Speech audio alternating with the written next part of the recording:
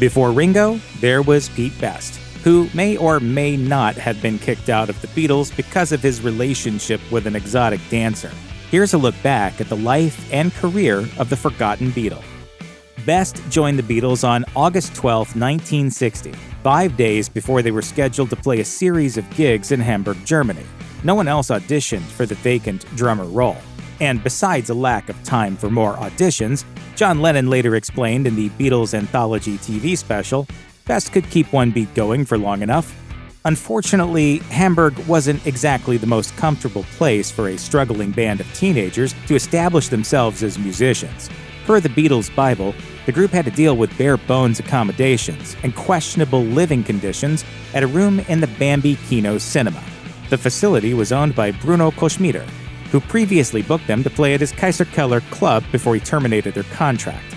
As the Beatles were set to move to an attic room above another bar, the Top 10 Club, Best and Paul McCartney returned to grab their belongings at the Bambi Kino on the night of November 29, 1960.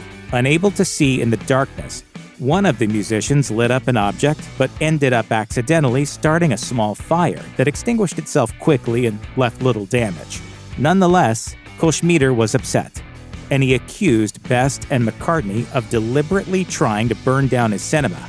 The two young men were arrested and spent the night in jail before they were deported back to England. Needless to say, the Beatles were pretty rambunctious in their early days. What was Hamburg like? I mean, wild. I could sit there and talk all night. During his time with the Beatles, Pete Best was given a chance to sing lead vocals. Shortly after the band's return from Germany, the drummer took to the mic on one of the band's newer songs, the Paul McCartney-composed Pinwheel Twist.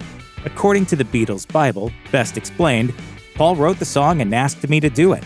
He coupled it with Joey D's hit, The Peppermint Twist. I used to get up and do the twist on stage, and Paul played my drums. It was a little novelty act, and it went down well with the fans. Best got to do lead vocals on a few more songs, including Boys, Matchbox, and Wild in the Country. The first two were eventually recorded by the Beatles, with Ringo singing lead. However, he was never truly comfortable as a frontman, despite his fan favorite status among the band's female admirers. Beatles fans may recognize the late Neil Aspinall as the band's longtime road manager, a trusted associate who later headed their multimedia company, Apple Corps. He also had a rather interesting relationship with Best, given how Aspinall eventually fell in love with his friend's mother, Mona Best. According to Meet the Beatles for Real, then 19-year-old Aspinall was one of the many boarders who lived in the Best residence in 1960. Mona was 36 years old and somewhat separated from her husband, Pete's stepfather, Johnny Best, who was rarely home.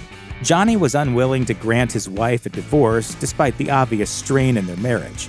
While it's unclear how Aspinall's friendship with Mona blossomed into love, one thing led to another, and on July 21, 1962, Mona gave birth to Vincent Rogue Best. To avoid the stigma of having an illegitimate child, Mona listed Johnny Best as the child's father. Pete Best's friendship with Aspinall, however, was primarily tested by the drummer's firing from the Beatles on August 16, 1962. Expecting that he'd stay loyal to the Best family, Beatles manager Brian Epstein was planning to get a new roadie. However, Aspinall continued working for the band while also preserving his friendship with Pete and his romance with Mona, which lasted a total of 8 years, per Goldmine magazine. There are many theories that have sought to explain why Pete Best was fired from the Beatles. Were John, Paul, and George jealous of the attention he got from the ladies? Was his once adequate drumming no longer cutting it for a band that was now clearly on the rise? Regardless of what the real reason was, it was evident that tensions between Best and his bandmates were building up in the months prior to his dismissal. As reported by Far Out magazine, Paul McCartney recalled that the rift between the Beatles and Best started during their Hamburg residencies. While McCartney hinted that the band became unhappy with their drummer's skills after watching more experienced bands in Germany, he told the story of a relationship Best had with a stripper that made it hard for him to touch base with the rest of the group. According to Far Out, McCartney said, "I think that had something to do with a little bit of a rift creeping in."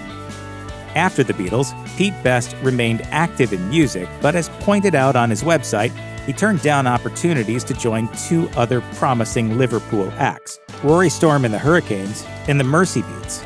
He then joined Lee Curtis and the All-Stars, serving as the band's backbone as they toured the United Kingdom and Germany, and finished second to the Beatles in a 1963 popularity poll.